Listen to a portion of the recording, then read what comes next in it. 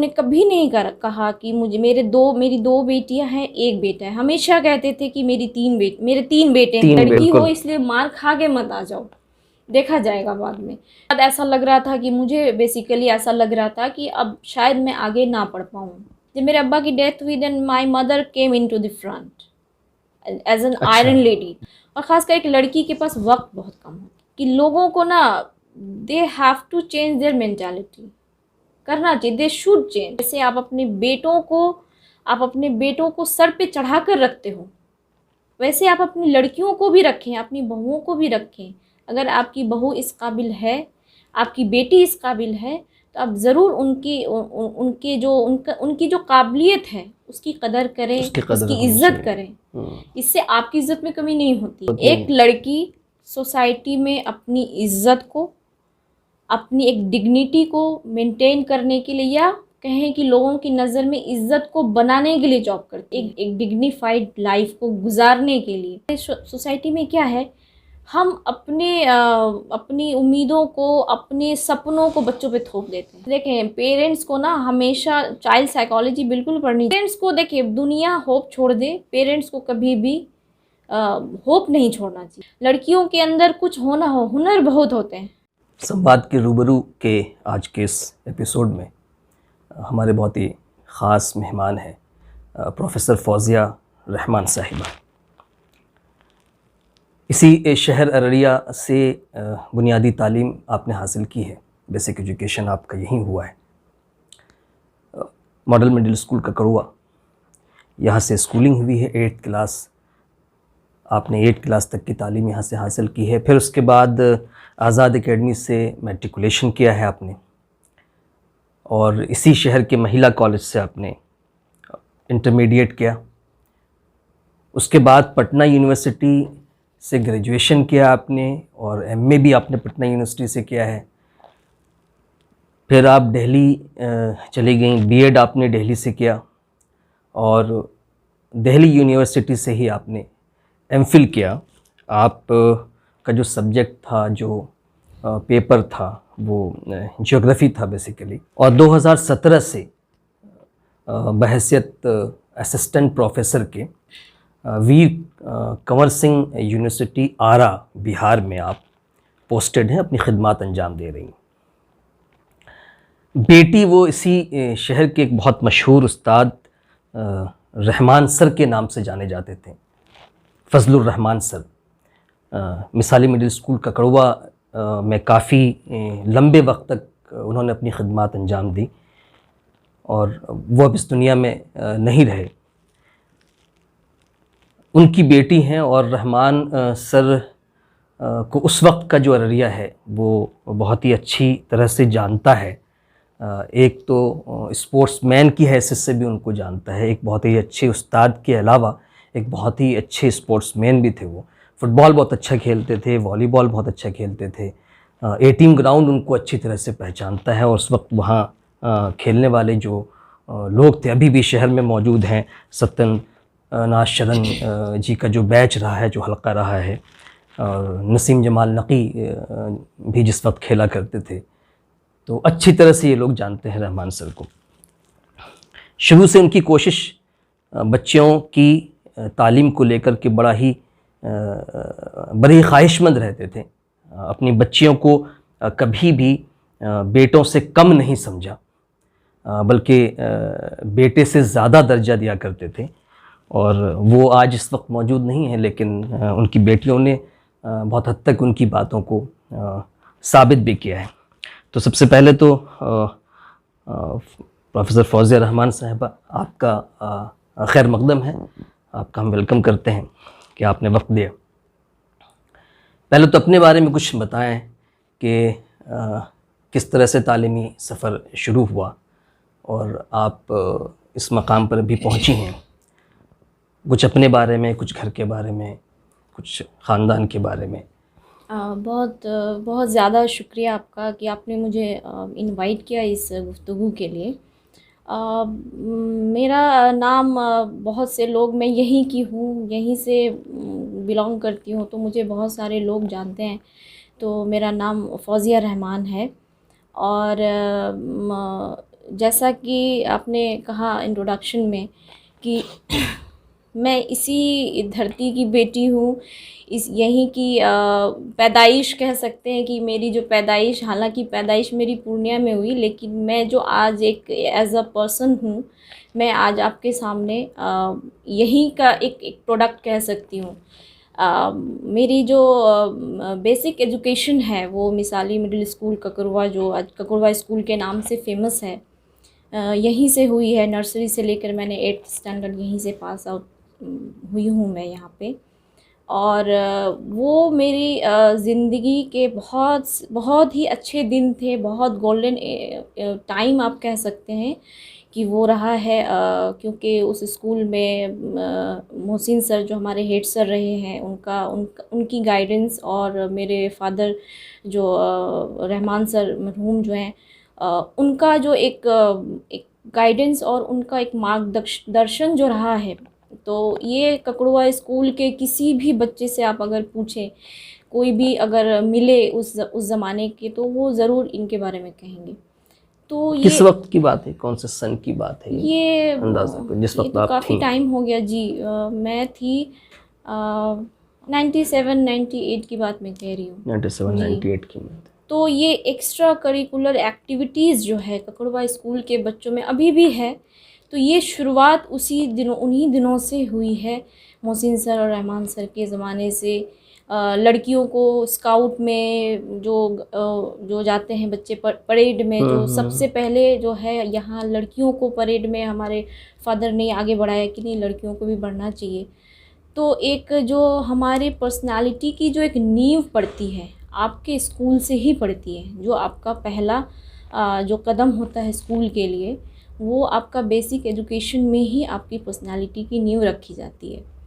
तो ये मुझे मेरा बेसिक एजुकेशन जो है ककड़ुआ स्कूल से मिला है, जो कि अभी भी मैं बहुत इंस्पायर्ड हूँ उस तालीम। उस वक्त जो झांकी वगैरह निकाली जाती थी, उसमें भी बड़ी हद तक पार्टिसिपेशन गर्ल्स का जो है वो शायद रहमान सर के आने के बाद ही, बल्कि ये चीज़ तो है रहमान सर, मैं थोड़ा सा उनको मैं खुद को बताने से पहले मैं थोड़ा रहमान सर को इंट्रोड्यूस करूँगी कि रहमान सर का नाम तो सभी जानते हैं किस किस्म के इंसान थे वो, बट रहमान सर एक नाम मात्र नहीं है।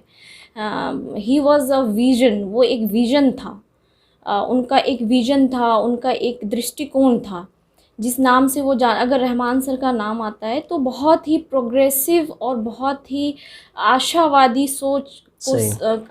सोच की बात सामने आती है, ख़ासकर लड़कियों को लेकर के। आज हम 2 बहनें हैं, 1 भाई है, तो उन्होंने कभी भी दोनों बहनों को उन्होंने कभी नहीं कहा कि मेरी 2 बेटियां हैं, 1 बेटा है। हमेशा कहते थे कि मेरे 3 बेटे हैं। हाँ, कभी हम लोगों को बेटियां नहीं कहा कि तुम लोग बेटी हो। याद है।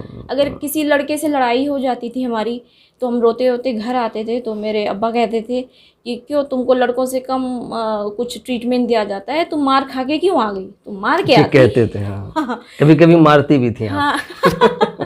तुम मार के आती, फिर मैं देखता क्या होता है। लड़की हो इसलिए मार खा के मत आ जाओ, देखा जाएगा बाद में। तो ये एक तरह का एक बचपन से ही हम लोगों को मिला। उनकी कब हुई डेथ? 2008 के जनवरी में। तो बेसिकली आप रहने वाली आप लोग यहीं की हैं या जैसा सर बताते थे कि हम लोग पूर्णिया हमारा घर था? मेरे अब्बा जो हैं वो मेरे दादियाल आपका? जी, मेरे अब्बा और जो दादा हैं वो पूर्णिया के ही हैं, और अब्बा की पढ़ाई भी पूरी पूर्णिया से हुई है जी। एमएससी इन केमिस्ट्री थे वो। अच्छा जी। फिर दियारी उन्होंने 10 से 12 साल दियारी मजगवा में अपनी सर्विसेज दी। उसके बाद फिर ककड़ुआ में वो आ गए थे, तो यहाँ पे एज अ साइंस टीचर उन्होंने ज्वाइन करा था। 8 साल की उम्र में उनकी डेथ हो गई थी। तो उस वक्त आप कौन से क्लास में थे आप लोग? मैं मास्टर्स प्रीवियस में थी, MA1 में। अच्छा, पटना में थी? जी। हम तीनों भाई बहन तीनों ही पटना में थे, और मेरी सिस्टर भी ग्रेजुएशन में थी, BSc कर रही थी। अच्छा। और मेरा जो भाई है उसका भी फाइनल एग्ज़ाम था, उसके कुछ 12th का एग्ज़ाम था उसका। 12th के एग्ज़ाम के मुझे लगता है 1 महीने पहले डेथ हुई है, ऐसे 1-1.5 महीने पहले। सबके एग्ज़ाम के वक्त से तो कुछ वक्त पहले ही उनका इंतकाल हुआ था। तो कभी आप लोगों से आपके फादर ने ये कहा कि आपको ये करना है या आपको इस फील्ड में जाना है, इस तरह की पढ़ाई करनी है, या आप लोगों ने खुद ही अपने कैरियर को का शेप लिया या जो भी? नहीं, मेरे अब्बा जो थे उनका एक्चुअली क्या है कि उनका विज़न ही बहुत ज़्यादा कह सकते हैं स्ट्रॉन्ग था। तो वो देखते थे, वो ऑब्ज़र्व करते थे, क्योंकि वो स्कूल के बच्चों को भी ऑब्ज़र्व करते थे। उनके कई बच्चे, मुझे कई स्टूडेंट उनके अब मिलते हैं जो कहते हैं कि आज मैं जो हूँ रहमान सर की गाइडेंस की वजह से हूँ, कि रहमान सर ने मेरे फादर को कहा कि आप बच्चे को ये कराओ, आपका बच्चा इस लाइन में ज़्यादा आगे करेगा। तो वो उनको एक कह सकते हैं कि मेजर करने का काफ़ी उनके अंदर वो सलाहियत थी, जी सलाहियत थी। शुरू से क्या सोचा था, या कुछ सोच रखा था, या फिर वैसे चीज़ें होती चली गई आपने? देखिए, बहुत चीज़ें तो ऐसी होती हैं, कहते हैं कि man proposes and God disposes. तो बहुत कुछ ऐसा होता है, लेकिन अल्लाह ताला हमारे लिए जो सोचते हैं तो उसके पीछे बहुत बड़ी मसलहत होती है, जो हमको बाद में पता चलती है। बाद में उस वक्त एहसास तो होता है, हमको जी, समझ नहीं आता, लगता है हमारा ये नहीं हुआ, हमारा वो नहीं तो हुआ। आपका एफर्ट था किस चीज़ के लिए? एफर्ट एक्चुअली शुरू से मुझे सोशल स्टडीज़ की तरफ बहुत रुझान था, मेरा बहुत इंटरेस्ट आता था। ख़ासकर ज्योग्राफी जो है, मेरे ज्योग्राफी तो आपका पेपर भी रहा है, मेरा अपना सब्जेक्ट है।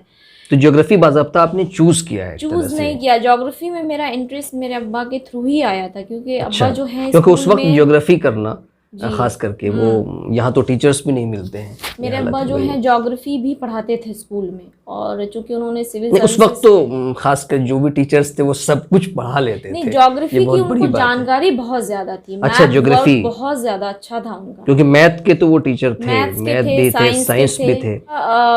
ज्योग्राफी इसलिए कहते थे कि अगर आपको इस लाइन में जाना है, अगर सिविल सर्विसेज में आप जाना चाहते हो, तो ज्योग्राफी जो है काफ़ी मार्क्स ऑब्टेनिंग सब्जेक्ट हुआ करता था। अभी भी है। क्योंकि फादर से ही आपको ज्योग्राफी की तरफ रुझान जो है आपका गया। जी, जो शुरुआती जो रुझान है, क्योंकि बड़ा ड्राई सब्जेक्ट माना जाता है, शायद टीचर्स की वजह से ही माना जाता है। तो आपने तैयारी की फिर सिविल सर्विसेज की? हाँ, करी है मैंने, तैयारी की, प्रॉपर किया था। जब जिस ज़माने में सीसैट का जो एक ट्रांजिशन फेज था, वो उस वक्त मैं उस ट्रांजिशन में फंसी हुई थी, तो दिया भी, एग्ज़ाम दिया, but not cleared, not qualified. उसके बाद फिर आपने एमफिल किया वहीं से, या उसी बीच दौरान ही मैं एडमिशन ले लिया था? साथ ही साथ मैंने बीएड करा। बीएड का प्रेशर था घर से कि नहीं, बीएड सेफ साइड है, लड़की कर लो, एजुकेशन को लेकर के। हाँ, एजुकेशन को लेकर के, और थोड़ा मेरा टीचिंग में थोड़ा शुरू से इंटरेस्ट था। मैं स्कूल में भी, जैसे यहाँ पे ककड़ुआ में एक ट्रेंड है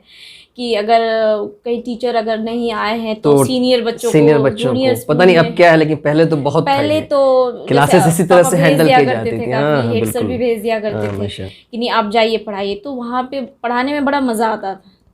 तो लेकिन कभी सोचा नहीं था कि टीचिंग में जाना है, लेकिन पढ़ाना अच्छा लगता था। जो हमारा जब मैं आज़ाद एकेडमी में गई, आज़ाद एकेडमी में अमीनुद्दीन सर ज्योग्राफी पढ़ाया करते थे। अच्छा, he is a very good teacher of geography. Aminuddin sir? जी। अच्छा, अभी शायद मुझे लगता है रिटायर हो गए होंगे।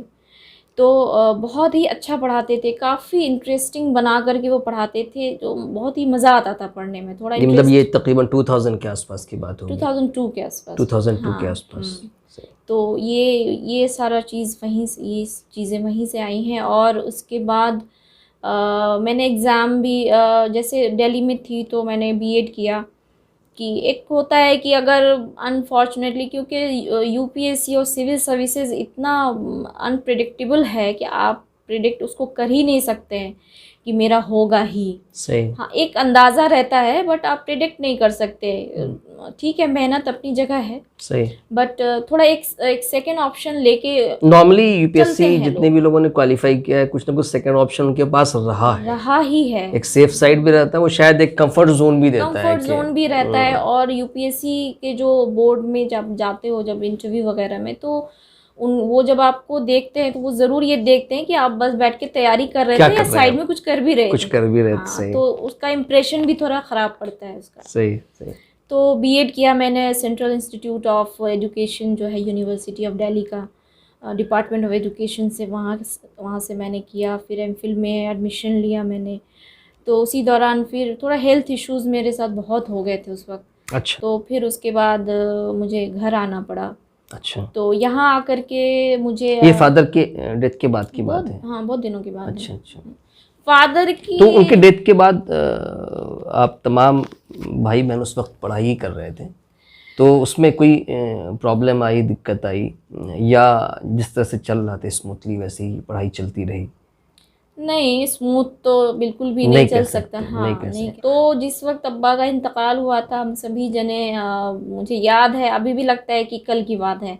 कभी आप ऐसे हादसा जो होते हैं वो लोग कभी भूलते नहीं हैं। सही। हाँ, तो जैसे लगता था कि कल ऐसा, मुझे लगता है 2 दिन पहले मैं घर से गई थी। दिल्ली गई थी आप? हाँ, नहीं, पटना की। अच्छा, उस वक्त जी, पटना में थी, ग्रेजुएशन में थी। हाँ। जी जी। 1 जैन को हुआ, 2 जैन को उनका इंतकाल हुआ, और हम लोग रात में आए। दूसरे दिन तफ्तीन हुई उनकी। उसके बाद ऐसा लग रहा था कि मुझे बेसिकली ऐसा लग रहा था कि अब शायद मैं आगे ना पढ़ पाऊँ फ़िलहाल 1-2 साल के लिए। और हमारा छोटा भाई था, तो वो उस वक्त इतना छोटा था। तो हम लोगों को, मुझे ऐसा लगा कि शायद हम लोग पढ़ नहीं पाएंगे, मैं और मेरी बहन। शायद मेरे भाई को ही पढ़ाना पड़े, क्योंकि अचानक से डेथ हो जाती है तो आपकी प्रिपरेशन भी वैसे नहीं होती घर में। और टीचिंग में है, तो टीचिंग में थे अब्बा, तो उनका जो पेंशन वगैरह है, थोड़ा टाइम लगता है स्टार्ट होने में। बहुत कुछ है, उसके लिए भी बहुत जूझना पड़ता है, बहुत दौड़ना पड़ता है।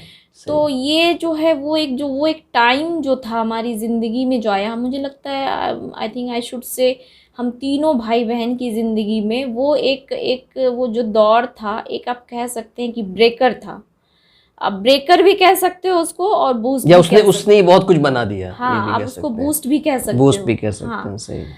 तो वो जो था, वहाँ से हमारी ज़िंदगी टोटली चेंज हो गई। बिल्कुल भी अब उस वक्त लगता ही नहीं था कि अब हम बच्चे रहे। अचानक से लग रहा था कि अब बड़े हो गए हैं, जिम्मेदारी आ गई। हाँ, जिम्मेदारी आ गई है, अपने लाइफ में बहुत कुछ करना है, ऐसे तो काम चलेगा नहीं। और अब्बा का जो एक विज़न था, उन्होंने जो उनका एक ख्वाब था, हम लोग तीनों भाई बहनों को एक मुकाम पे देखना। सही। अब इसको हम लोग पूरा कर पाएंगे या नहीं कर पाएंगे, ये भी एक प्रेशर अपने आप में फील होने लगा उस वक्त। जब आपको स्पून फीडिंग, या अगर आपको बताने वाला उंगली पकड़ के चलाने वाला होता है, आप सोचते नहीं कि गिरेंगे तो क्या होगा। या उस एज में इतना बड़ा नहीं सोचा था कि ठीक है तबीयत खराब है लेकिन चले जाएंगे, ये ऐसा नहीं सोचा था, बिल्कुल भी नहीं। लगता है चलो ठीक है, ठीक हो जाएंगे। सबके माँ बाप जो बीमार रहते हैं, चलता रहता है। तो अब जब आपको हाथ पकड़ने वाला आपका चला गया हो, आप गिर रहे हो, तो उस वक्त लगता है कि नहीं, ऐसा तो हम नहीं हो सकते। मतलब रहमान सर जो दूसरों को इतना ज़्यादा, बहुत सारे बच्चों को, और इंस्पायर ही नहीं करते थे। आपको इनफैक्ट पता भी होगा कि ऐसे बहुत सारे बच्चे थे जो वीकर सेक्शन से थे, जो खासकर 8 तक पास कर गए, लेकिन 10th का फॉर्म भरने के पैसे नहीं है कि 10th कैसे करेंगे सर, क्या होगा। बहुत सी चीज वो घर पे बुला के भी पढ़ा देते थे। हमारे यहाँ वो बच्चों को कई बार रखते भी थे, रख के खुद के पैसों से बच्चों को 10th करवाया, यूनिफॉर्म बनवा दिया। तो उन्होंने, मतलब एक उस्ताद का जो किरदार होता था उसमें, वो तमाम चीजें थी। हाँ, इमोशनली बहुत इमोशनल थे भी, बहुत इमोशनल थे भी, इमोशनली थे, इसीलिए बहुत ज्यादा गुस्सा भी होते थे वो उसी इमोशन की वजह से। स्पोर्ट्स में भी बहुत से बच्चे जो नहीं जा पाते थे, उनको लेके चले जाना, खर्च उठा लेना, ये सब चीजें बहुत थी। और बहुत सारे, अब जो आपका जो ये शो देखेंगे, इंटरव्यू देखेंगे, बहुत सारे जो वो रिलेट करेंगे कि ये जो कह रही हैं, ये बिल्कुल सही कह रही हैं कि अब हम लोग बहुत छोटे थे, देखते थे कि हमारे से बहुत बड़े बड़े जो सीनियर्स थे हमारे आते थे, तो उनको भी कभी ऐसे बात नहीं किया। वो हमेशा मारते ही थे, उनको कान पकड़ लिया, कभी किसी को कुछ कर दिया, किसी को कुछ कर दिया, लेकिन उसमें बड़ी मोहब्बत रहती थी। मेरी मम्मी कहती थी कितने बड़े हो गए, कभी उनके खुलेपन की वजह से भी हो जाती थी कि मत मारिए। तो आपका नानिहाल कहाँ रहा है? मेरा नानिहाल वेस्ट बंगाल है। अच्छा, वेस्ट बंगाल। अच्छा, वेस्ट बंगाल, कोलकाता। तो मेरा बेसिकली नानिहाल वही है, अभी भी है, अभी भी हमारा जाना तो है, जाहिर सी बात है, मतलब अभी भी जाना आना है। तो मेरी मदर जो हैं वो बेसिकली इकोनॉमिक्स से ग्रेजुएट हैं। तो ये भी एक बहुत बड़ी बात है कि खुद इकोनॉमिक्स में अगर आप इस इलाके में लोगों को तलाशेंगे तो वो बहुत कम मिलेंगे रेयर। तो अभी क्या लग रहा है आपको कि मुआशरा या समाज ख़ासकर लड़कियों के हायर एजुकेशन को लेकर के जितना जागरूक होना चाहिए या जितनी दूर तक सोचना चाहिए, जो विज़न उनका होना चाहिए, वो है या पहले से बेहतर हुआ है? क्या आप क्या महसूस करती हैं? इस सवाल का जवाब देने से पहले मैं एक चीज़ थोड़ा कहना चाहूँगी, जो पीछे रह गई वो बात, कि जो अब्बा कहा करते थे वो स्पोर्ट्स में भी थे। अच्छा कहते थे बच्चों को भी, जब ट्रेनिंग देते थे तो ये कहते थे जब लॉन्ग रन, जब आप 400 मीटर्स 1500 मीटर्स आप दौड़ाते हो तो कहते थे कि देखो दौड़ते दौड़ते हमेशा अक्सर क्या होता है, पैरों में स्ट्रेन आ जाते हैं या फिर आप दौड़ नहीं पाते हो, थक जाते हो, गिर जाते हो। तो कहते थे कि गिरना आपकी गलती नहीं है, गिर के आप नहीं उठ रहे हो ये वो गलती आपकी है कि आपने टच नहीं किया फिनिशिंग लाइन। तो मुझे लगता है कि ये चीज़ बहुत हद तक मतलब गिव अप नहीं करना है, गिव अप नहीं कर सकते आप, आपके पास you don't have the choice, कोई ऑप्शन ही नहीं है, बिल्कुल आपके पास चॉइस नहीं है। आप गिव अप, आपने गिव अप किया तो जिसने कुछ नहीं करा आपने दोनों आप एक ही जगह खड़े हो। सही। आपको कोई दुनिया ये नहीं देखती कि आप कहाँ तक गए और गिर गए, आप ये देखते हैं आपने कितना स्ट्रगल किया और आप पहुंचे। और जिंदगी का दूसरा नाम ही स्ट्रगल है। तो अब्बा के इंतकाल के बाद यही लगने लगा कि नहीं, गिव अप तो नहीं कर सकते। अच्छा, फिर इंतकाल के बाद एक सवाल और भी आता है कि जैसे आपने फिर अपनी पढ़ाई जारी रखी, ठीक है, जो प्रॉब्लम्स भी थे, फाइनेंशियल प्रॉब्लम भी हुए होंगे, सोशली भी बहुत तरह की दिक्कतें आई होंगी, तो उसके बाद कोई हौसला मिला लोगों से कि नहीं, कि एजुकेशन, हायर एजुकेशन जारी रहनी चाहिए, वो भी गर्ल्स की होनी चाहिए? इस तरह का कोई एक्सपीरियंस रहा है? बहुत बहुत बड़ा एक्सपीरियंस है हमारे पास। आपके सवाल में ही ये जवाब है कि जैसा हमारा मुआशरा है, जो हमारा समाज है, लड़कियों को एक ट्रेंड बना हुआ है कि ज़्यादातर है कि अगर आपके फादर की डेथ हो जाती है और आप अगर गर्ल, एज अ गर्ल आपको जाना है कहीं आगे, आप पढ़ना चाहते हो, तो एक लड़की को है इस दुनिया में, इस दुनिया में एक लड़की को एक चीज़ों की परेशानी नहीं है, उनको ज़िंदगी में बहुत सारी परेशानी है। मतलब पैदाइश से लेकर के आखिरी ख़त्म तक उनको बहुत चीज़ों से जूझना पड़ता है। अगर आपके फादर की डेथ हो गई है तो लोग हमेशा ये कहा करते थे, मेरी मदर को कहा करते थे, जब मेरे अब्बा की डेथ हुई then my mother came into the front as an iron lady. बहुत बोल्डली उन्होंने सब पूरी कमान अपने हाथों से संभाली। और आज हम लोग जो यहाँ पे हैं, मैं हूँ, मेरी बहन है, मेरा भाई है, हम तीनों हैं। तो माँ का बहुत बड़ा रोल है, बहुत बड़ा। मेरे अब्बा ने हम लोगों को एक विजन दिया, एक जो बेस हमारा तैयार मेरे अब्बा ने करा है। यही कि अब्बा ने आपको बहुत बोल्ड माँ भी दिया एक तरह से, बिल्कुल ये कह सकते हैं आप। हाँ, जो हमेशा खड़ी रही, बिल्कुल। मतलब कि फादर के जाने के बाद अगर वो स्टैंड उनका रहा, जबकि औरतें हमेशा ऐसे वक्त में कमजोर हो जाती हैं, बहुत ज्यादा जूझना पड़ा है, बहुत स्ट्रगल, क्योंकि सुनना उनको ही पड़ता होगा। बिल्कुल, उनको बोलते समाज में थे लोग रहती वो थी कि क्या करेंगे आप, बेटियों को इतना पढ़ाकर शादी करा दें, फादर नहीं है, पता नहीं कब कल को लड़का मिलेगा नहीं मिलेगा, ऐसी चीज़ें। खासकर मेरी बहन को लेकर उस वक्त बहुत ज़्यादा बोलते थे, क्योंकि उस वक्त मेरी बड़ी वो थी, तो उनको बोलते थे कि नहीं आप छोड़ दीजिए, शादी करा दीजिए। ऐसे ऐसे रिश्ते आते थे तो सोच के लगता था कि मतलब ये दिन भी हमको देखना पड़ रहा है, मतलब पड़ेगा, ऐसा सोचा नहीं था कभी। कि कोई कहता था इनसे करा दो, कोई कहता था उनसे करा दो, बेटे को पढ़ाओ। हाँ, एक बेटा है, आप उसको अच्छे से जगह पढ़ाओ, बेटियों की शादी कर दो, रफा दफा करके काम खत्म करो। तो मेरी मदर ने कभी किसी को मुंह पे जवाब नहीं दिया, वो सुनती सबकी थी, करती वही थी जो उनको सही लगता था। बिल्कुल। कभी आप लोगों पे भी कोई प्रेशर नहीं बनाया? कोई प्रेशर आप छोड़ दो पढ़ाई, या बहुत दिन हो गया, क्योंकि आप जिस फील्ड में थी उसमें तो बड़ी लंबी पढ़ाई चलती है। मेरी मम्मी ने इसीलिए फादर की, मुझे लगता है करीबन 15 दिन बाद ही हम लोगों को भेज दिया। पटना वापस। अच्छा, 15 डेज के बाद ही हाँ, आप लोग और चले गए। हमारा घर जो था उस वक्त तो अकेले उस घर में 8-9 महीने, काफी बड़ा घर हाँ, था वो, काफी बड़ा घर था और इनकम्प्लीट था शायद ना? इनकम्प्लीट भी था, दरवाजा वगैरह भी उसमें प्रॉपर लगा नहीं था। और जो हमारा जो एरिया है जहाँ हमारा घर, बिल्कुल वो बिल्कुल आगे खाली खाली जगह पूरा है। अब तो काफी भर गया है। हाँ, उस वक्त तो बिल्कुल, बहुत बल्कि खाली आगे था। चोरों का अड्डा ही था एक तरह से हाँ, कह सकते हैं। उस जगह में Unsafe मम्मी, और लाइट्स की प्रॉब्लम बहुत ज़्यादा थी अररिया में उस वक्त। मम्मी अकेले घर में रहती थी और सब कुछ संभाला, सब कुछ किया। बैंक दौड़ने गए, बैंक दौड़ी वो ग्रेचुटी के लिए, पेंशन के लिए, तो कभी इसके लिए, कभी पीएफ के लिए, बहुत ज़्यादा। और पूर्णिया में भी अब्बा का था घर, वहाँ पे भी बहुत सारे मसले, सब कुछ उन्होंने अकेले हैंडल करा है। तो परेशानी भी हुई और झुंझला भी जाती थी बहुत ज़्यादा, बट किया है उन्होंने मैनेज। उसके बाद फिर हम लोग आगे बढ़ते गए और स्ट्रगल बहुत ज़्यादा करना पड़ा है, ख़ासकर मुझे तो बहुत ही ज़्यादा करना पड़ा है स्ट्रगल। जब आप ऐसे जैसे समाज में हम लोग रहते हैं, या फिर आप कह लें कि जहाँ पे लड़कियों को हायर एजुकेशन के लिए बहुत ज़्यादा आपको अप्रिशिएट नहीं किया जाता हो, या फिर इंकरेज नहीं किया जाता हो। अप्रिशिएट तो किया जाता है लेकिन इंकरेज नहीं किया जाता है कि नहीं, आप अगर आपके घर में गार्जियन नहीं है तो आप अकेले कैसे करोगे, कैसे जाओगे। सारी चीज़ें लड़कियों के साथ बहुत सारी फाइनेंशियल दिक्कत तो नहीं आई कभी? देखिए, फाइनेंशियल तो प्रॉब्लम हुई थी थोड़ी शुरू में तो हुई, लेकिन मेरी मदर ने बहुत मतलब उनको, मतलब उस प्रॉब्लम को आप लोगों तक पहुंचने नहीं दिया। हमारी पढ़ाई रुकने नहीं दी कभी भी, और हम तीनों ही बाहर रहते थे। और सबसे बड़ी बात कि हम तीनों भाई बहनों को उन्होंने, अब्बा ने भी और माँ ने भी एक जैसे ही पढ़ाया है।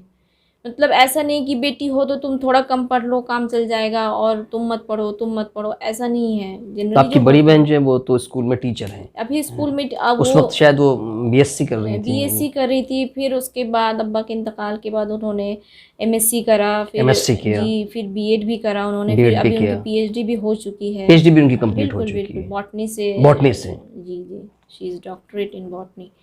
तो गर्ल्स के लिए खास के क्या लग रहा है अब समाज में पहले की बनिस्बत कुछ तब्दीली आई है, कुछ चेंजेस हुआ है लोगों की सोच में कि नहीं, या करियर ऑप्शंस में? जैसे एक बहुत आम सा ऑप्शन ये है कि गर्ल्स अगर है तो वो डॉक्टर बनेगी। अगर हमने बहुत सोचा है पढ़ाने का तो उसमें एक ही ऑप्शन लगता है कि या तो वो टीचर बन जाएगी या फिर डॉक्टर बन जाएगी। तो क्या लगता है इसके अलावा भी ऑप्शंस हैं गर्ल्स के लिए जिसकी तरफ जाना चाहिए लोगों को?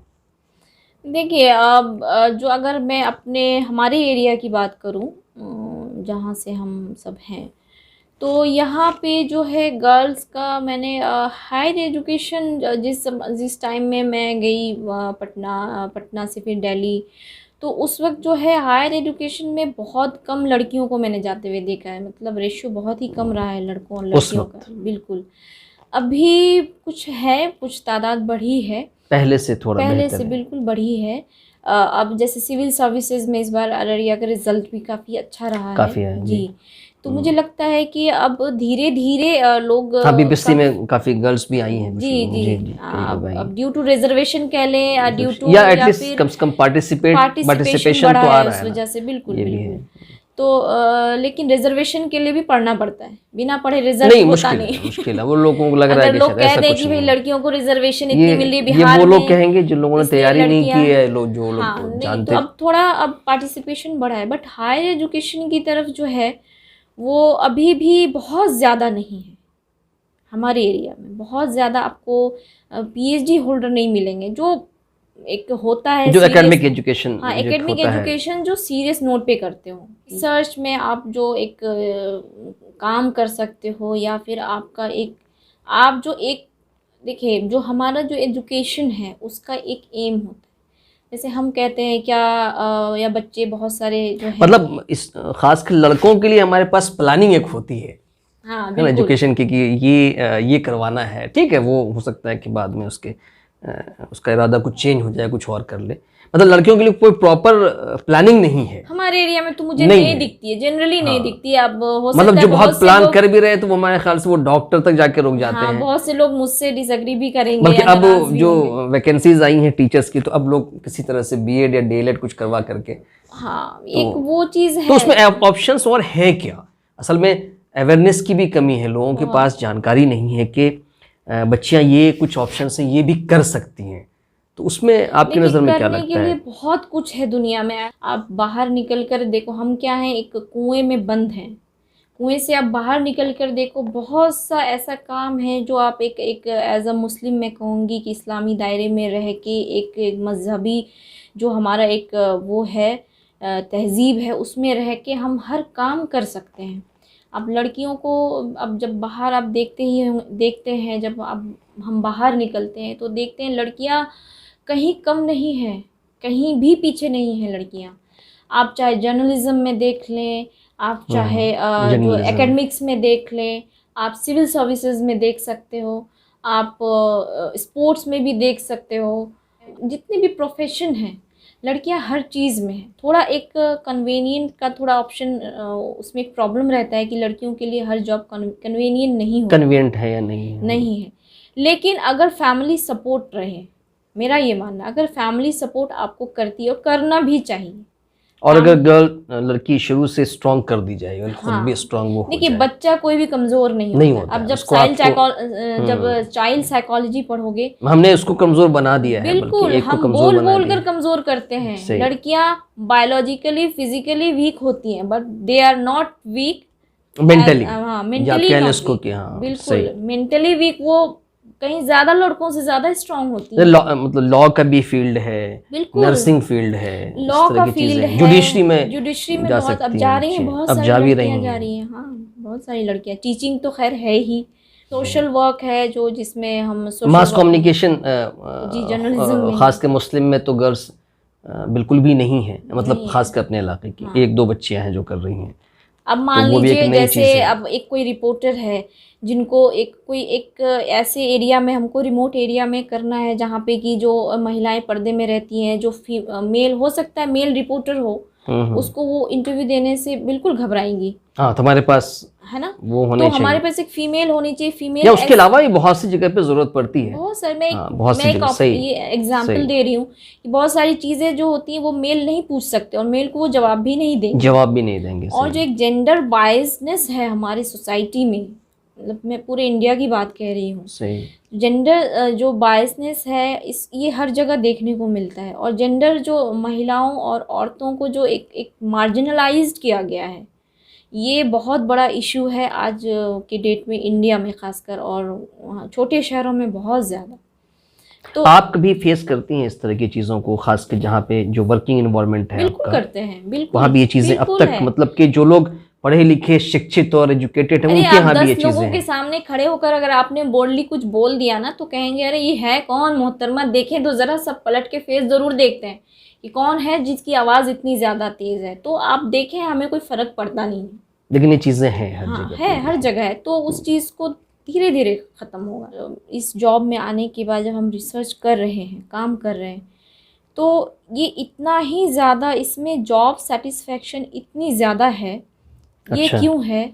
मैं ये नहीं कह रही कि अदर जॉब्स हैं उसमें सेटिस्फेक्शन नहीं है, बट इसमें इतनी ज़्यादा इसलिए है कि आपके ऊपर प्रेशर नहीं होता है। Whatever you want to do you can do, आप कर सकते हैं। अगर मुझे इस एरिया पे रिसर्च करना है या इस एरिया के इस टॉपिक पे, अगर कह दूं कि अररिया पे मुझे महिलाओं की स्थिति पे या महिलाओं के एजुकेशन पे मुझे करना है, या रिमोट एरिया जो गांव के लोग हैं वहाँ पे जाके मैं घर घर अगर सर्वे करूं, तो मुझे कोई कोई ऊपर से प्रेशर नहीं कि आप नहीं कर सकते हो। इनफैक्ट मैं अगर ऐसा कोई प्रोजेक्ट लेके आती हूँ तो गवर्नमेंट उसको काफ़ी वो करेंगे, एनकरेज, मतलब एक तरह से। हाँ, तो इस पे हालांकि हम लोगों ने एक छोटी सी टीम भी बनाई है जो एक प्रोजेक्ट करेंगे हम लोग आगे फ्यूचर में। बेसिकली थीम क्या है, क्या अभी तो वो बस हम लोग थोड़ा मतलब सोच रहे हैं कि अच्छा, बिल्कुल इनिशियल स्टेज पे, इनिशियल पे हम लोग सोच रहे हैं कि ऐसा कुछ काम करें, क्योंकि हमारा जो ये एरिया खासकर अररिया और ये वाला एरिया काफ़ी अनटच्ड है इन सब चीज़ों पे। रिसर्च जो है यहाँ पे हुआ नहीं है, मतलब चीज़ों को सर्वे करना यहाँ की चीज़ें आपको डेटा मिलेंगी नहीं। मतलब आपको जैसे डॉक्यूमेंटेड चीज़ें बहुत ही कम है अगर आप देखने जाएं। जब आप नेट पे सर्च करोगे या फिर इस पे पेपर आपको नहीं मिलेगा, आर्टिकल्स नहीं मिलेंगे, उसकी वजह से जो दूसरे लोग काम करने वाले हैं उनको मुश्किल होता है, तो वो छोड़ भी देते हैं। क्योंकि मैं खुद इसको बहुत फेस कर रही हूँ, तो इसलिए मुझे लगता है कि ऐसा बिल्कुल होना चाहिए। सर्वे जो प्राइमरी हम करते हैं या इस तरह के प्रोजेक्ट अगर हम गवर्नमेंट को देते हैं तो उसमें कुछ चीज़ें हैं जो आप लोगों ने वो किया है कि इन चीज़ों पे, इन पॉइंट्स पे बेसिकली हम लोगों को शुरू करना है। तो मेरा फीमेल को लेके थोड़ा सॉफ्ट करना शुरू से रहा है। शुरू से वो तो हर फीमेल का है, खासकर वो जो ऊपर चली गई हैं उनके अंदर एक नहीं अच्छी बात होना भी चाहिए। इसलिए नहीं कह रही हूँ कि मैं एक पोस्ट होल्ड कर रही हूँ, नहीं मतलब आपने फेस भी किया है। मैंने स्कूल टाइम से ही थोड़ा सा मेरा रहा है कि जो खासकर मुस्लिम महिलाओं को जो है बहुत तरह तरह से लोग अच्छा, स्कूल के उस वक्त के जो बच्चे आपको देखेंगे वो पहचान नहीं पाएंगे, शायद आपको अपना वो नाम बताना बहुत ज़रूरी है जिस नाम से लोग उस वक्त जानते थे। मेरा मोनी नाम था। मेरा तो निक नेम मोनी है, और बहुत से लोग, पहले मेरा नाम यास्मीन सुल्ताना भी था, पहले यास्मीन भी था, लेकिन मोनी खास के हम लोग उस वक्त जो बैच के थे मोनी ही है, वो मोनी ही जानते थे उस वक्त। खैर, तो आपकी एक बेटी है भी ना? जी। तो उस बेटी के लिए क्या सोचा है आपने? बच्चों को तो बच्चे तो उनको समझ भी थोड़ी कम होती है, अगर वो जो कुछ करना चाहें हम तो बिल्कुल नहीं दे सकते कि आपको कोई कह दे कि भाई मुझे मॉडलिंग करना है, वो तो मैं खुद नहीं अलाउ करूँगी। अच्छा। हाँ, एक एजुकेशन हमारा जो है, हम देखें, हम मिडिल क्लास लोगों के पास कुछ नहीं है, हमारे पास कोई दौलत ही नहीं है। एक एजुकेशन और हमारी जो अपनी जो हमारे अंदर जो हमारी जो पर्सनालिटी, मतलब अपनी शनाख्त और अपने शायर को बचाते हुए बहुत सी चीज़ें हैं, बहुत से कैरियर ऑप्शन से जो किए जा सकते हैं, जहाँ अपनी पूरे वकार के साथ वहाँ पे रहा जा सकता है। आप सर उठा करके जहाँ पे आप 4 लोगों के सामने या अपने खुदा के सामने सर उठा के ये बात कह सकें कि जी हमने ये कुछ काम किया है, या बेशतर काम ऐसे हैं। जी, बहुत सारे काम हैं। और आपने ऐसा आप ये कह सकते हैं कि हमारे काम से लोगों को बेनिफिट मिलेगा, हमारे काम से लोग इंसानों को फायदा पहुंचे, खास कर इंसानियत को, या यूनिवर्स में किसी तरह का कंट्रीब्यूशन हो। कुछ और बात जो आप बताना चाह रही हूँ, या मैंने पूछा नहीं या मुझे पूछना चाहिए था? जी, मुझे ये लगता है कि जो गार्जियन होते हैं, देखिए बच्चों पे हमारे समाज में, मैंने ये अपनी तैयारी के दौरान भी बहुत मुझे जब मैं तैयारी कर रही थी दिल्ली वगैरह में, तो मुझे बहुत स्ट्रगल उन दिनों में करना पड़ा है, जब आपके रिजल्ट्स नहीं होते हैं और फैमिली प्रेशर बढ़ जाता है सोसाइटी का, और ख़ासकर एक लड़की के पास वक्त बहुत कम होता है। सबसे बड़ा मसला तो यही है, वक्त ही बहुत कम होता है। लड़का है, कोई जो एक मेल है, वो 30 इयर्स तक अगर पढ़ रहा है तो कहेगा अरे वो तो उसकी जॉब नहीं हुई, तो बच्चा ही है। लड़की अगर 20 साल में मास्टर्स कर ले, वो कहती तो मास्टर्स कर चुकी, तो लड़कियों के पास वक्त बहुत कम होता है। अच्छा, तो शादी के बाद क्या पढ़ने के लिए कोई माहौल नहीं रहता है, या बिल्कुल एक जहन में बन गया कि इसके बाद पढ़ाई नहीं होगी, या हमने बना लिया है, समाज ने बना लिया कि इसके बाद ऑप्शंस, या शादी के बाद भी ऐसी मिसालें दिखती हैं? बिल्कुल, मेरे घर में दिखती है। तो मेरी बड़ी बहन ने करा है, कि आपके घर में उन्होंने तो ऐसा नहीं लगता है कि समाज ने, मतलब जिस तरह से बाकी एक काम है, शादी भी एक काम है, कह करके हम अपने कामों को, जो असल काम है जी, वो शायद उसको रोकना कोई नहीं। देखिए क्या होता है ना, मैं आपको, देखिए अब मैं इसमें बहुत ज़्यादा पर्सनल चीज़ें तो नहीं बोलूँगी, लेकिन मैं एक चीज़ ये कहना चाहती हूँ कि लोगों को ना, they have to change their mentality, करना चाहिए, दे शुड चेंज। ओके, अगर रिलीजियसली कोई चीज़ गलत नहीं है तो हमारे ख्याल से उसमें कोई मसला नहीं। मैं क्या कहना चाह रही हूँ कि लड़की कुछ भी कर ले, वो लड़की ही होती है, चाहे वो ऑफिसर क्यों ना बन जाए, वो IAS क्यों ना हो जाए, वो प्रोफेसर क्यों ना हो जाए, प्राइम मिनिस्टर क्यों नहीं बन जाए, प्राइम मिनिस्टर क्यों ना बन जाए, जब वो अपने ससुराल में जाती है, लोग उनको बहुत ही मुझे लगता है कि लोगों को अपनी मेंटालिटी चेंज करनी चाहिए। जैसे आप अपने बेटों को सर पे चढ़ा कर रखते हो, वैसे आप अपनी लड़कियों को भी रखें, अपनी बहुओं को भी रखें। अगर आपकी बहू इस काबिल है, आपकी बेटी इस काबिल है, तो आप ज़रूर उनकी जो काबिलियत है उसकी कदर करें, उसकी इज्जत करें। इससे आपकी इज्जत में कमी नहीं होती है। ये चीज़ सोसाइटी को समझने की ज़रूरत है। और जो मैंने अपनी तैयारी के दौरान ये फेस किया है कि उससे पहले मैं ये कहूँगी कि एक लड़की अगर जॉब करती, लोग अक्सर कहते हैं कि अगर आपका हस्बैंड जॉब कर रहा हो, आपको जॉब करने की ज़रूरत क्या है? ठीक है, my sister is a school teacher, लेकिन उनके हस्बैंड हैं डॉक्टर खुर्शीद आलम, मेरे जो बहनोई हैं, वो डीएसपी हैं। लोग उनके स्कूल में भी कई बार कहते हैं मेरी बहन को कि क्या आपको क्या ज़रूरत है स्कूल की टीचिंग करने की, भाई आप डीएसपी की वाइफ छोड़ो, हटाओ। तो मैं वही कहना चाहती हूँ कि एक लड़की सिर्फ पैसा कमाने के लिए जॉब नहीं करती है। पैसा तो वहाँ मैटर ही नहीं, अगर आप उनका हस्बैंड जॉब में सही है, अगर उनके पास है फाइनेंशियल तो उसको ज़रूरत नहीं एक लड़की सोसाइटी में अपनी इज्जत को, अपनी एक डिग्निटी को मेंटेन करने के लिए, या कहें कि लोगों की नज़र में इज्जत को बनाने के लिए जॉब करती है। एक सोसाइटी में, अपने घर में अपनी एक आइडेंटिटी, अपनी एक बिल्कुल पहचान, अपनी एक पहचान कि वो भी इंसान है, इंसान है, कुछ तोप नहीं है, इंसान है, ये बताने के लिए वो जॉब करती है। कि वो जॉब करती है सिर्फ एक डिग्निफाइड लाइफ को गुजारने के लिए। अब आप इससे अंदाज़ा लगा सकते हैं बहुत सारे लोग ऐसे जो जॉब में नहीं हैं, या इस तरह का कोई काम उनको करने नहीं दिया गया, उनकी लाइफ में कितने स्ट्रगल्स होंगे, बहुत ज़्यादा है। और दूसरी चीज़ मैं ये कहूँगी कि गार्जियन से, जो भी पेरेंट्स हैं, जो मैंने अपनी तैयारी के दौरान भी बहुत फेस किया है इन चीज़ों को, पेरेंट्स को हमेशा, हमारे सोसाइटी में क्या है, हम अपनी उम्मीदों को, अपने सपनों को बच्चों पे थोप देते हैं। ये जो कुछ हमने नहीं किया है वो बच्चे हमारे नहीं बन पाए तो तुमको तो बनना ही पड़ेगा, नहीं बनोगे तो तुम्हें चाबुक से मार मार के हम लाल कर देंगे। ये तो आप बिल्कुल भी ना करें।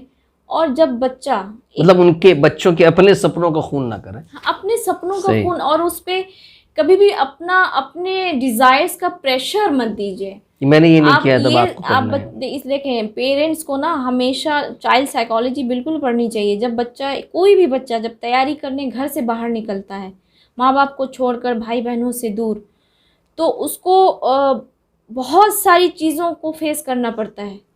जब बाहर आप जाते हो तैयारी करने, या फिर पढ़ रहे हो, रिजल्ट्स अच्छे आ रहे हैं, नहीं आ रहे हैं, कैसा सर्कमस्टांसेस, आपको दोस्त कितना हेल्प कर रहे हैं, एक साइकोलॉजिकल प्रेशर बच्चे के अंदर बहुत होता है। तो पेरेंट्स को ये समझने की बहुत ज़्यादा ज़रूरत होती है। कभी भी उनके पेरेंट्स को, देखिए दुनिया होप छोड़ दे, पेरेंट्स को कभी भी होप नहीं छोड़ना चाहिए। अपने बच्चों को हमेशा कॉन्फिडेंस दीजिए, उन पे विश्वास करना मत छोड़िए, कभी भी उन पे आप यकीन उनके ऊपर ख़त्म ना करें अपना, कि अब तुमसे नहीं हो पाएगा, नहीं हो, ये तो बोलना ही नहीं चाहिए कि आपसे हो ही नहीं पाएगा। ये बच्चा बोल दे लेकिन आप नहीं बोलो, आपको बिल्कुल नहीं बोलना चाहिए कि आपसे नहीं हो पाएगा। हमेशा कहिए यू कैन डू। जब तक आप करोगे नहीं तब तक आप कर नहीं पाओगे। जब तक आप, मेरे अब्बा कहते थे हमेशा कि जब तक तुम किनारे में रहकर कैसे सोच सकती हो कि हम पार हो जाएंगे, समंदर के, नदी के किनारे तुम कैसे सोचोगी कि हम लोग हमेशा बोलते अब्बा नहीं होगा, डर लग रहा है। मैं तो बहुत ज़्यादा घबराती हूँ, मैं बहुत जल्दी नर्वस होती हूँ। तो हमेशा ये बात अब्बा के जाने के बाद भी हमेशा मोटिवेट, हम लोगों को सेल्फ मोटिवेशन मिलता रहा है उनकी बातों से। हाँ, वो कहते थे कि जब तक डूबोगे नहीं पार कैसे होगे, गिरोगे फिर तो उठोगे। तो वो चीज़ें बच्चों को आप ये बात ज़रूर कहें। और जैसे आप स्कूल वगैरह में भी जैसे पेरेंट्स के लिए वर्कशॉप एक कराएं, जिसमें आपका चाइल्ड साइकोलॉजी जो है वो बताना बहुत ज़रूरी है। मुझे लगता है जितने भी अगर स्कूल के टीचर जो हैं, जो स्कूल के डायरेक्टर्स वगैरह अगर देखें इस इंटरव्यू को, या फिर पहले भी देखा ही होगा, कहीं पढ़ा होगा, तो मेरी ये ज़रूर आपके चैनल के माध्यम से मैं ये ज़रूर कहना चाहूँगी उनसे कि आप पेरेंट्स को, बच्चों को तो पढ़ाते ही हो, आप पेरेंट्स को चाइल्ड साइकोलॉजी ज़रूर आप पढ़ाएं कि आपका जो बच्चा है वो किस वक्त क्या सोच रहा होता है। आप उसको डांट रहे हो, मार रहे हो, या आप उसे प्रेशर दे रहे हो, तुमसे तो कुछ नहीं होगा, तुम तो ये नहीं कर सकते, देखो उसका बेटा ये कर गया, तुम क्या कर रहे हो। ये सब बिल्कुल उनको सिखाने की ज़रूरत होती है। आप जैसे हाफ ईयरली आप वर्कशॉप करा सकते हैं कि पेरेंट्स को, कि आप अपने बच्चों के साथ कैसा ट्रीटमेंट। बहुत सारे बच्चे जो हैं पेरेंट्स के ट्रीटमेंट की वजह से ख़राब भी हो जाते हैं, प्रेशर फील करके। तो ये मैं कहना चाहती हूँ, ख़ासकर लड़कियों के लिए, लड़कियों को बिल्कुल भी आप कुछ भी करने से मत रोकें।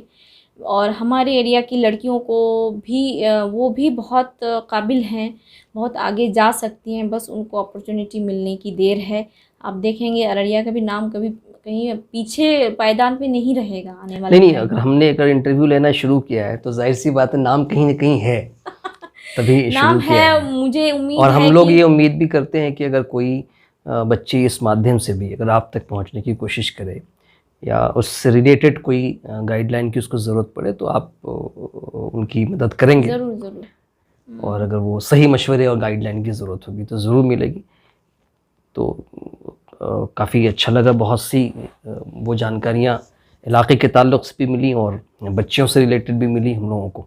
अररिया की जो ज़मीन है वो काफ़ी ज़रखेज़ है इस मामले में, एजुकेशन के मामले में। अररिया के बच्चे काफ़ी आगे आगे तक जा चुके हैं। अररिया के लोग, मैं कहीं भी जाती हूँ, मेरी यूनिवर्सिटी में बहुत बाहर के भी कलीग्स मेरे हैं जो बाहर से भी, अच्छा, दूसरी जगह से जो हैं वो बाहर के ही हैं। हाँ, तो वो अररिया का नाम सुनते भी हैं। तो जैसे अलीगढ़ मुस्लिम यूनिवर्सिटी है, जामिया के लोग हैं, JNU के लोग हैं, तो अररिया का नाम बहुत मशहूर है, ऐसा नहीं है। लेकिन लड़कों के मामले में है, लड़कों के मामले जी बिल्कुल, हाई स्टडीज़ में तो लड़कों के ही मामले में है। और जो अच्छी बड़ी जॉब्स हैं, बड़ी जो जॉब, देखिए जॉब करने का मतलब सिर्फ होता है कि पैसा कमा लिया, हमने पैसा कमा लिया, अपना अच्छा कर लिया, लेकिन आप सोसाइटी को क्या दे रहे हैं? सबसे बड़ी बात तो ये है कि हम अपने काम से अपनी सोसाइटी के लिए क्या छोड़ रहे हैं। हमारा सबसे बड़ा मकसद यही होना चाहिए। आप कुछ भी जॉब कर रहे हो, आप ऑफिसर हो, आप टीचर हो, आप प्रोफेसर हो, हाँ, हम दे क्या रहे हैं, ये हमेशा हमको पूछते रहना चाहिए। अगर टीचर हैं तो आप ईमानदारी से ये पढ़ाएं बच्चों को। एक स्कूल जो है, स्कूल से ही हमारा जो निर्माण होता है, जो बिल्डिंग, हम नेशन बिल्डिंग स्कूल के टाइम से ही करते हैं, तो वो करने से काफ़ी अच्छा रहेगा। और अररिया का नाम लड़कियों के मामले में भी इंशाल्लाह आगे काफ़ी बल्कि अभी BPSC में भी रिजल्ट्स आए हैं, काफ़ी अच्छे रिजल्ट्स आए हैं।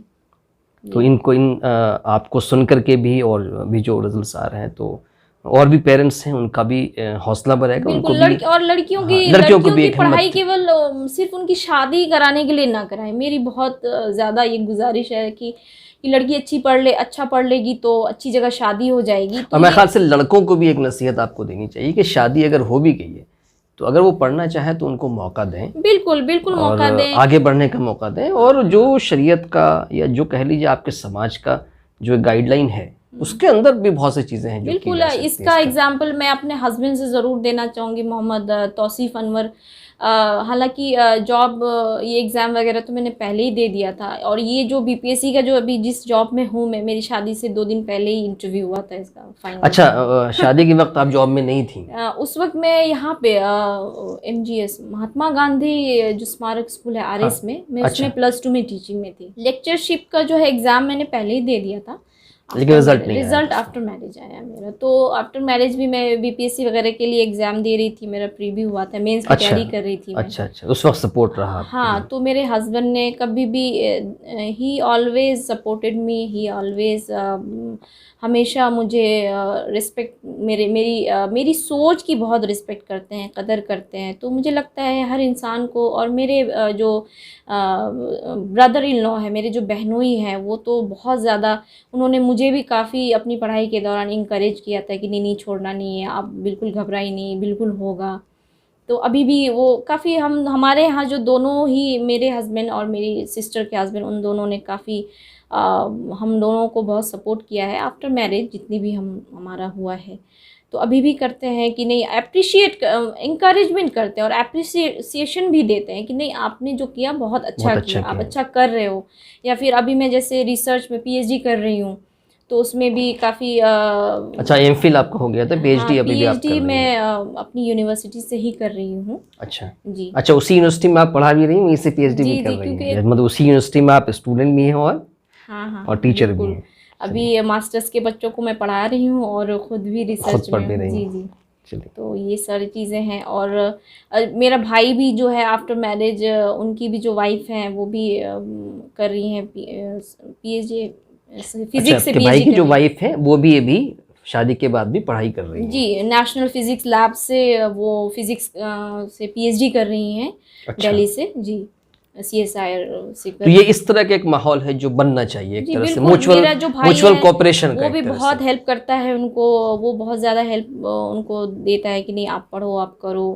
और जो कहीं भी कॉन्फ्रेंस में जाना है, अब्रॉड जाना है, कहीं भी जाना है, तो बिल्कुल सपोर्ट है। चलिए, ये एक अच्छी बात है, एक अच्छा मैसेज भी जाएगा कि पढ़ाई का जो आखिरी पड़ाव है वो शादी ही नहीं है, शादी के बाद भी पढ़ाई जारी रखी जा सकती है और बहुत कुछ पढ़ने जो विजन है वो पढ़ने किया जा का सकता सीखने है। का उसकी कोई एज नहीं होती है, ये लड़कियों पर भी लागू होनी चाहिए। वो लड़कियां बहुत काम कर सकती हैं। अब ऐसा नहीं है कि अगर आपने पढ़ाई नहीं की तो, अगर होता है बहुत जगह कि पढ़ाई नहीं की तो आप उनको डिमोरलाइज मत करें, आप अपनी घर की लड़कियों को डिमोरलाइज ना करें कि अरे लड़कियों के अंदर कुछ होना हो, हुनर बहुत होते हैं। ये चीज़ अगर जो नहीं भी पढ़ी लिखी है उनके अंदर हुनर तो होता ही होता है। अच्छा, कुछ नहीं तो हुनर, लेकिन हुनर बहुत है। चाहे आप खाना बनाने का हुनर सीख ले, घर चलाने का, घर संभालने का हुनर, सिलाई कढ़ाई का हुनर, आप उसके एक स्टार्टअप करके दे सकते हो अपनी वाइफ को, अपनी बहनों को कि नहीं आप चलो एक बुटीक खोल लो, या फिर आप एक कैफ़े खोल लो उस तरह का, आप एक होटल आप उस तरह करवा सकते हो। एक मार्केटिंग माइंडसेट होना बहुत ज़रूरी है। आप घर बैठे आप लड़कियों को इंडिपेंडेंट कर सकते हैं। घरेलू महिलाएं, मतलब उसने कुछ भी नहीं किया फिर भी उसके पास बहुत सी चीजें हैं। आप देखेंगे बहुत सारे ऐसे महिलाएं जिन्होंने घरेलू औरतों की हुनर को, राजस्थान में ऐसे there are lot of example.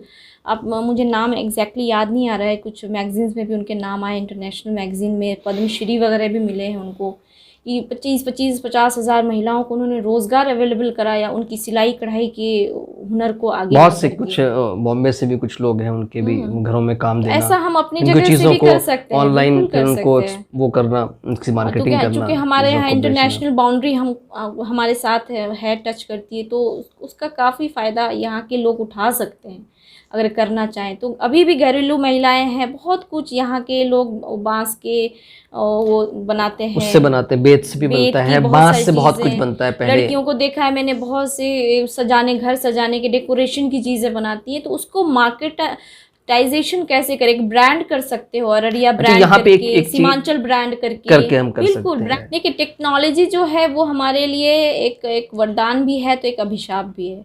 ये हम पे डिपेंड करता है कि हम इसको कैसे यूज कर रहे हैं। मतलब उसको चाहे तो हम लोग बहुत प्रोडक्टिव बना सकते हैं। बिल्कुल, बल्कि उसके थ्रू ही बहुत सी जगह पे चीजें होती हैं, सारी चीजें ऑनलाइन शॉपिंग, ऑनलाइन जो मार्केटिंग है, ये सारी चीजें बहुत। आप जो अगर आप बाहर स्टेट्स में देखोगे, जैसे पंजाब में, राजस्थान में बहुत ही हुआ है, MP में, छत्तीसगढ़ की आदिवासी महिलाओं ने ऐसे बहुत सारे जरूरत है अपने इलाके की भी औरतों को भी, इन लोगों को भी, उस तरफ की लेडीज भी गांव में देखा है मैंने, यहाँ की लेडीज भी बहुत हुनर है उनके अंदर।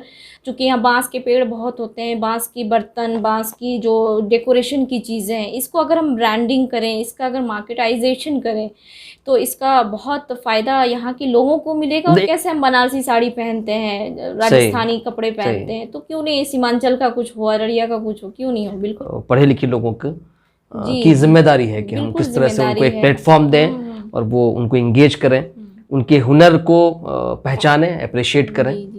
हमारी एक टीम है एक्चुअली, तो हम लोग इस पे अभी तो इनिशियली जॉब ज्वाइन किया है तो थोड़ा टाइम लगेगा इसमें, लेकिन बट ये एक है हमारे अंदर कि मेरे अंदर खासकर कि मुझे जो है फ्यूचर में जो है इस एरिया के लिए कुछ उस तरह का काम करना।